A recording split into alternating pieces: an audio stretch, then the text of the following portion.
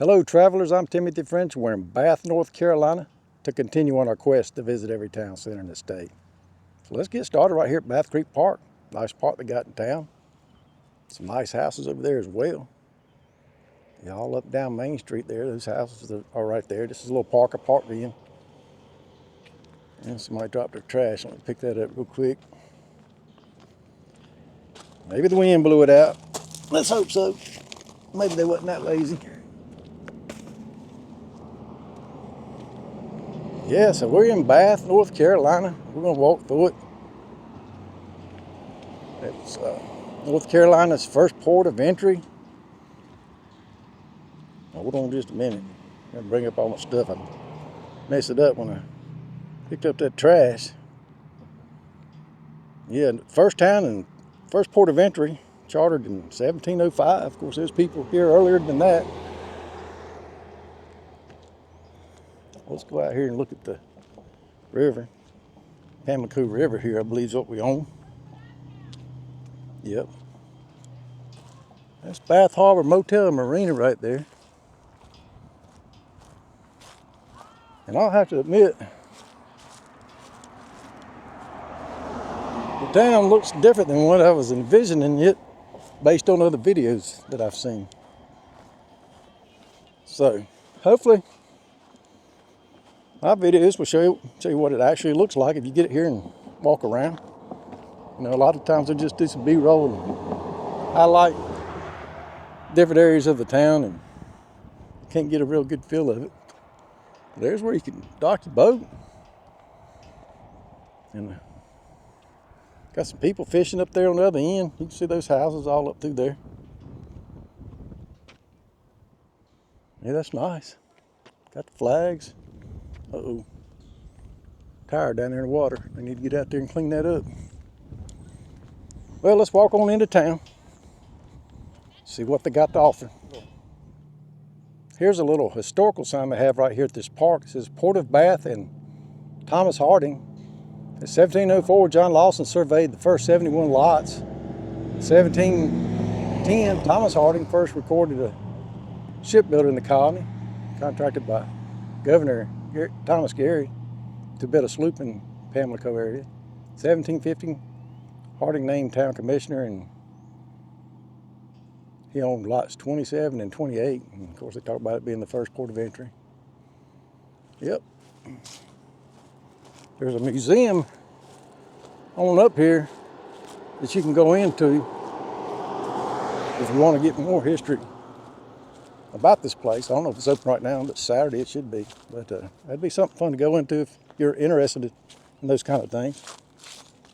Of course, Blackbeard was from here, lived here for a while.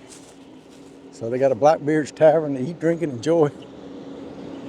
But he had quite the interesting life, and a lot of people believe he was actually born from this area. I watched a documentary on him, and it was good. They talked about him coming here. Of course, he got that pardon. He wanted to get that pardon, but the people up in Virginia didn't think he should, and they ended up catching him one day out on the water and killed him. Yeah, a lot of famous people come through here, and a lot of important history here. John Lawson was the first man to kind of walk up through the Carolinas and write a book about it, take it back to England, and get people interested in these areas. There's a street that goes up through there. Bath, originally the Indian town of, I can't say it, but y'all say it to yourself, was settled by white men about 1690 and incorporated in 1705. It is the oldest town in North Carolina. And he talks about John Lawson and all that again. All right, got a cool little store right here in town. Cottage Treasures, 100 Main. So yeah, check them out. Kind of the off season now, it's wintertime, but they're still open. Tell you the truth, it gets humid and hot down here in the summertime, so the wintertime might be a good time to visit. So that museum's up there. I may walk up there in a minute. This is Main Street we're on. Carteret, Maine. So here's their sign. Historic bath. I don't think I'll use it as a thumb, but I'll get close enough to think about it. Got a little bench. A lot of these buildings are their original buildings because Bath never really got that big. And I was reading a little bit. Let me see if I can find it for you. It's funny. Yeah, there was a... I'm not going to read his name or all that, but there was a man coming down here preaching to everybody, trying to get him to get right with the Lord, I guess. And they was giving him a little bit of trouble. I like that little building right there. Let's cross over. They was giving him a little bit of trouble. He just gave up on them, and so he left. And he wrote in his book, Amazing North Carolina, and this is what he wrote. Whitfield finally gave up, so that was his name, Whitfield, finally gave up on converting Bath. Just like the disciples of old, he drove his wagon to the outskirts of town, removed his shoes, shook the dirt from them, and put a curse on the town. He told onlookers that the Bible said people who couldn't get sinners to reform were to do just what he had done. And by shaking the dust of Bath from his shoes, the town would be cursed for its hardness. Rough on them. Seabird Realty right here. I like these old buildings. Coffee Arts and other stuff in there as well. Oh, the little town of Bath. Those sinners. Let's see what else he said.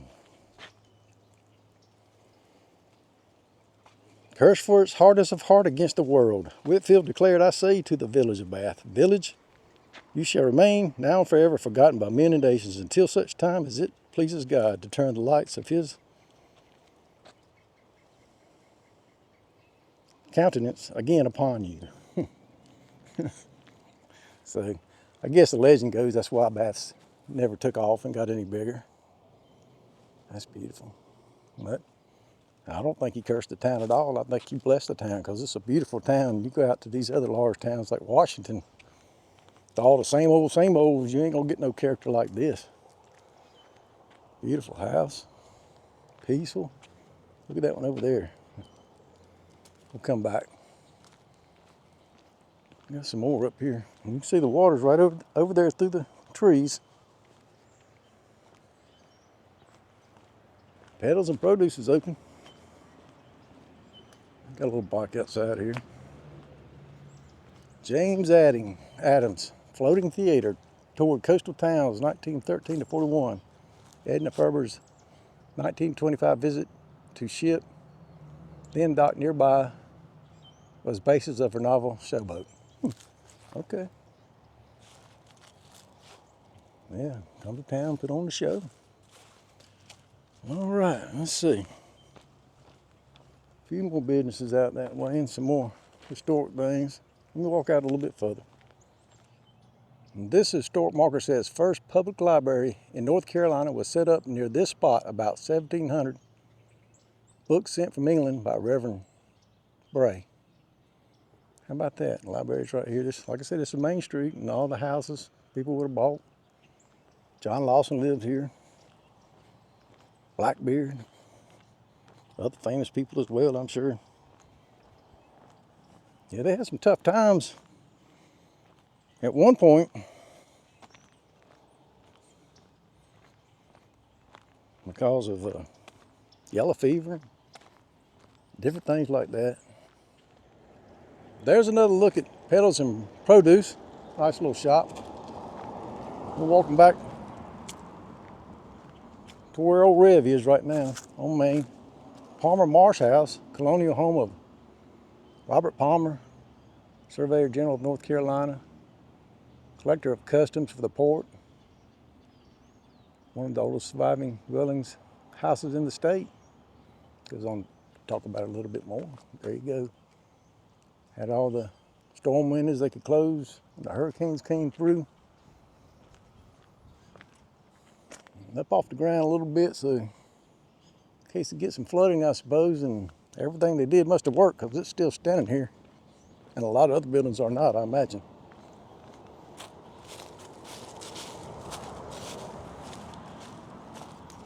Here's the back of it. A lot of these houses back in the day would have had areas for gardens and things like that. Yeah, it's beautiful. Like I was saying earlier, in 1708, the Bath consisted of 12 houses and about 50 people. And early Bath was disturbed by political rivalries, epidemics, Indian wars, and such. Yeah, the residents suffered from yellow fever along with a severe drought in 1711. The war between early settlers and the powerful Tuscarora Indians arose following the fever and drought as the American Indians tried to push out the peoples encroaching on the territory. They attacked Bath as well as plantations along the rivers, but in 1715 were defeated by a coalition of colonial settlers from the Carolinas and a much larger group of American Indians that had aligned with them. That was a trouble a lot of Native Americans had back in the day, because they didn't all get along. They fought with each other and killed each other, just like everybody else in the world does, fighting over land, this and that. And so they never really teamed up together to get rid of the Europeans coming across and people from other areas as well. And the outcome is what it is. All right, well, let's walk on up here. I guess my RV's all right down there, so park use only, but the park wasn't that big.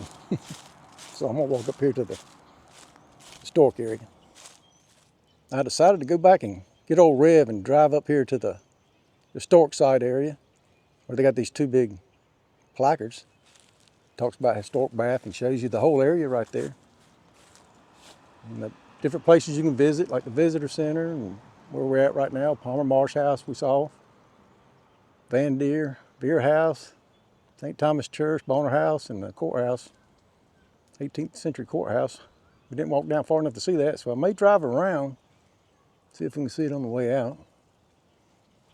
Yeah, got a boat, that's Back Creek over there. Just talked about the same things we talked about earlier, and then I got another colonial Bath marker here showing how everything worked and talking about its early history and how Bath lost much of its importance to the new town of Washington, located 12 miles up the Pamlico River.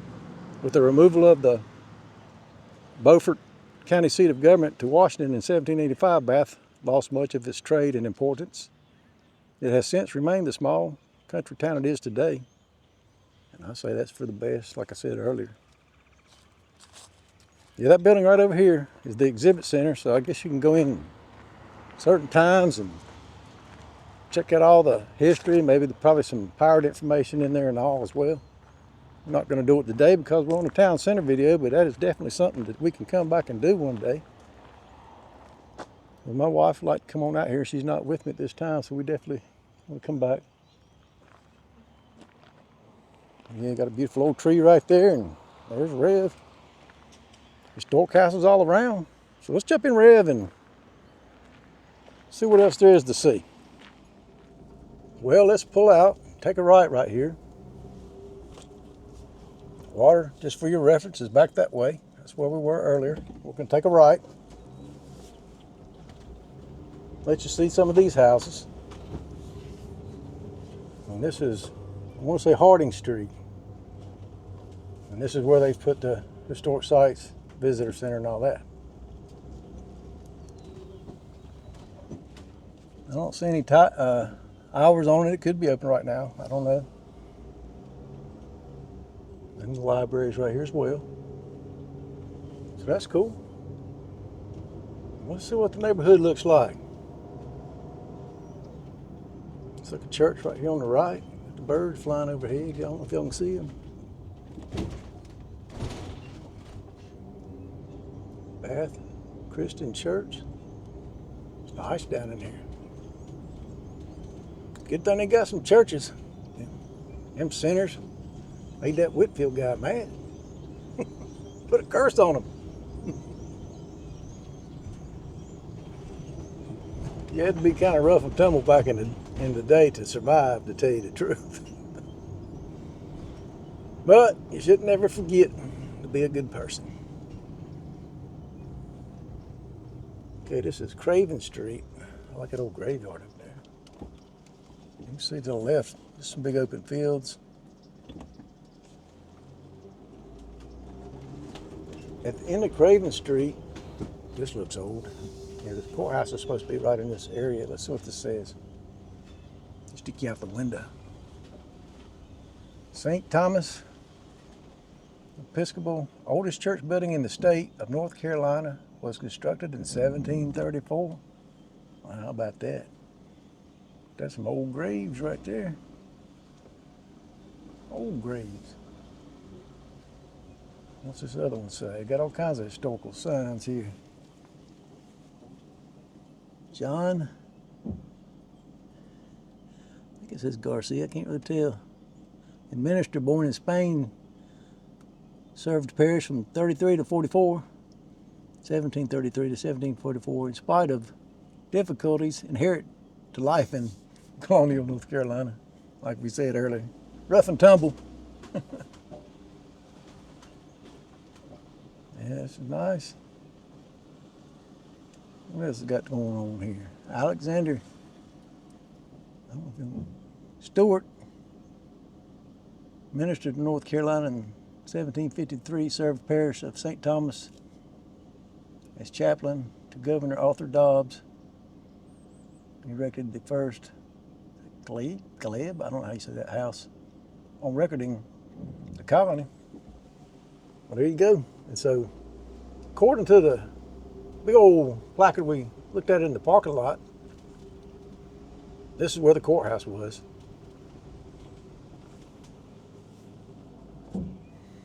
And there's a sign over there talking about somebody else. I gotta watch these vehicles. Gotta watch the vehicles. So this is Craven Street. We're gonna turn left, get back on the right side of the road. And I believe the courthouse is here, but I don't see a placard saying it. This is John Tompkins.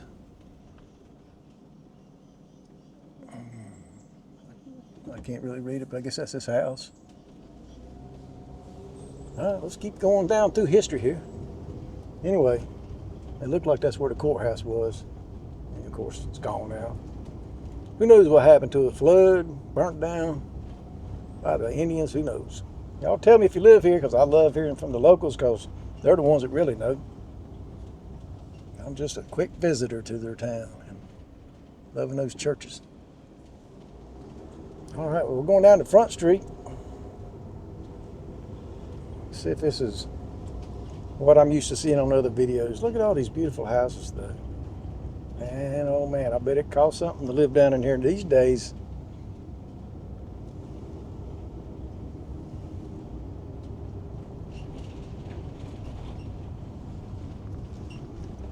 Another little placard. John Lawson. I guess maybe that was his house.